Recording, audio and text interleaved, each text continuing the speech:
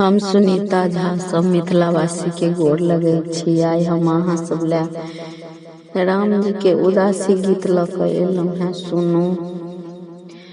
सोना के खड़म चढ़ी ठाढ़ भेला रामचंद्र गृह अपना। सोना के खड़म चढ़ी रामचंद्र ठाढ़ भेला गृह अपना। आहे हुकुम दिया माता के कैकी राम जेता बन रटना। आहे हुकुम दिया माता के कैकी राम जेता बन रटना। किना कर इहो पूरा पाटन किना कर गृह अपना। किना कर इहो पूरा पाटन किना कर गृह अपना।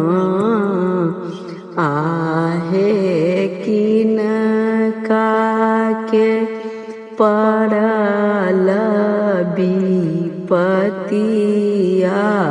की राम जेता बन रटना। आहे किनिका के पड़लनि विपतिया की राम जेता बन रहना। दशरथ के इहो पूरा पाटन के कैके गृह अपना। दशरथ के इहो पूरा पाटन के कैके गृह अपना। आहे सीता दाई के पड़लनि विपति या की राम जेता बन रहना। आहे सीता दाई के पड़लनि विपतिया की राम जेता बन रहना। अयोध्या के राजा अहाँ बौआ छियै औरो अहाँ राजा छियै हे। अयोध्या के राजा अहाँ बौआ छियै औरो अहाँ राजा छियै हे।